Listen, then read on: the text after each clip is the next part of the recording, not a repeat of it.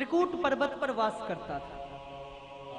10,000 पत्नियों के साथ वह लाखों बच्चों के साथ उस त्रिकूट पर्वत पर वास करता है। बड़ा घमंड है उसे।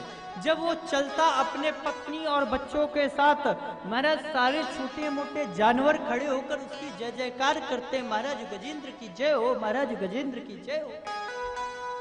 वो सीना तान कर चलता, महाराज उसे मन में विचार आता, मेरे सामने कोई आ सकता है क्या? इतना बड़ा परिवार लेकर महाराज वह जब निकलता, एकदम शान से अपने सूंड से धूल को अपने शरीर पर डालता हुआ वह अपने पूरे बच्चे और पत्नियों के साथ रोज निकलता। आज मन में विचार आया सरोवर में स्नान करने का। पहुंच गया सरोवर में और सरोवर में जाकर महाराज स्नान करने लगा और स्नान में इतना मदमस्त हो गया, महाराज जल को ले लेकर अपने बच्चों और पत्नियों के ऊपर डालने लगा, किलोल करने लगा। उसी समय एक ग्राह आया और आकर पीछे से गजेंद्र के पैर को पकड़ लिया। गजेंद्र ने थोड़ा ध्यान दिया, अरे मेरा कोई पैर पकड़ा है। मन में विचार किया कोई छोटा मोटा जानवर होगा, उसे क्या पता कि उसने महाराज गजेंद्र का पैर पकड़ा है। जब देखेगा तो तुरंत हमसे क्षमा मांगेगा। वो स्नान करने में मस्त रहा। उसी समय महाराज जब उसे थोड़ा सा पता चला कि शायद मैं कमजोर हो रहा हूं, उसने नीचे नजर डालकर देखी तो क्या देखा, विशाल ग्राह उसके विशाल मगरमच्छ ने उसके पैर को पकड़ा हुआ और वो धीरे धीरे जल के अंदर उसे खींच रहा। तब गजेंद्र को खुद पर भान आया और उसने पूरी बल से अपने आप को खींचने का प्रयास किया। अपना बल जब क्षीण हो गया तो उसने अपने पत्नी और बच्चों को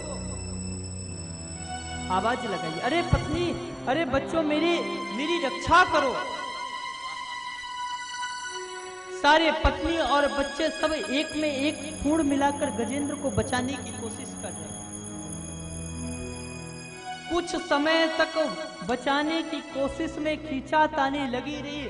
एक बार सब मिलकर गजेंद्र को बाहर खींच लाते, गजराज को बाहर खींच लाते और फिर वह महाराज ग्राह अपना जोर लगाता और पुनः उस हाथी को नदी की गहराई की ओर खींच ले जाता। इस खींचातानी में कुछ समय व्यतीत हुआ। बच्चों ने देखा पिताजी निकल ही नहीं रहे। बोली जय श्री कृष्णा और जोर से। बच्चों ने मन में विचार किया पिताजी तो निकल ही नहीं रहे। बच्चों ने अपनी सूंड हटाई और जंगल की ओर चल दिए। गजेंद्र ने पीछे से आवाज लगाई, पुत्र कहां जा रहे हो? बेटा मुझे छोड़कर ऐसे कहां जा रहे हो?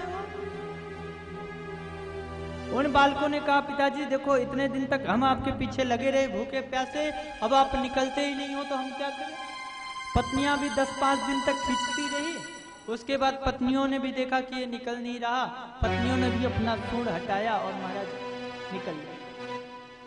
आज गजेंद्र को मन में एक बात याद आई, क्या मैं इन्हीं पत्नी बच्चों के लिए इस संसार में जीवन व्यतीत करता रहा? मैं इनको अपना अपना मानता रहा। आज ये पत्नी, आज ये बच्चे मुझे छोड़कर चले गए। क्या मैं इनके लिए ही सबसे लड़ता रहा, भोजन की व्यवस्था करता रहा, इनकी रक्षा करता रहा? आज उसे याद आई, अगर जितना प्रेम मैंने इस संसार वालों से किया, सांसारिक लोगों से किया, अगर इतना ही प्रेम मैं भगवान से करता, नारायण से करता, तो शायद आज मुझे ये दिन ना देखना पड़ता। गजेंद्र ने भगवान की स्तुति की एवं भगवान गजेंद्र ने स्तुति की। एवं व्यवसितो बुद्ध्या समाधाय मनोहृदि जजाप परमं जाप्यं तज्जन्मन्यनुशिक्षितम्। अरे गजेंद्र ने इतनी सुंदर स्तुति की पर किसी का नाम नहीं लिया। एवं विदाम परमो, हे प्रभु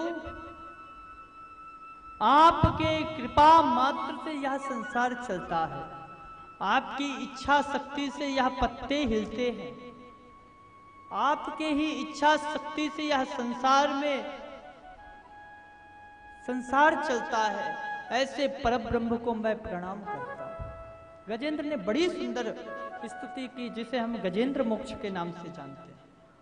इतनी सुंदर स्तुति करने के पश्चात भी महाराज स्वर्ग में सारे देवता खड़े हैं, मन में विचार कर रहे हैं, गजेंद्र हमारा नाम ले और हम गजेंद्र की रक्षा करते हैं। दुर्गा जी अपने शेर पर बैठी हुई हैं सज धज कर। अरे गजेंद्र एक बार तो बोल, देवी माँ मुझे मेरी रक्षा कर दो, मैं तुरंत तुझे बचाता हूं। इंद्र अपने हाथी पर सवार है, गजेंद्र तू एक बार मेरा नाम तो ले, मैं तुरंत तुझे बचा लूंगा। पर गजेंद्र ने किसी का नाम नहीं लिया। उसी समय मेरे प्रभु ने मन में विचार किया कि जो किसी का नाम नहीं है वो मेरा नाम है। उसी समय भगवान तुरंत गरुड़ पर बैठे और गरुड़ पर बैठकर तुरंत गजराज के पास पहुंच गए, गजेंद्र के पास पहुंच गए और प्रभु ने तुरंत गजेंद्र की सूंड पकड़ी और महाराज बाएं हाथ से सूंड को पकड़कर गजेंद्र को खींचा और जैसे ही उस गजराज को खींचा उसके साथ साथ में वह ग्राह भी खींचा चला आया। तुरंत भगवान ने सुदर्शन चक्र से उस ग्राह के मस्तक को अलग कर दिया। ग्राह का स्वर्गवास हो गया। भगवान ने ग्राह को भी सुंदर मुक्ति दी और भगवान ने उस गजेंद्र को भी शुभाशीष दिया। भगवान के उस गजराज ने भगवान के कमल पुष्पों से भगवान की स्तुति की, भगवान का धन्यवाद किया।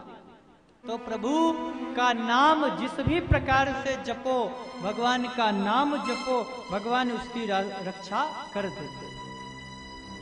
पर शास्त्र कहता है कभी भी भगवान का अपराध नहीं करना चाहिए।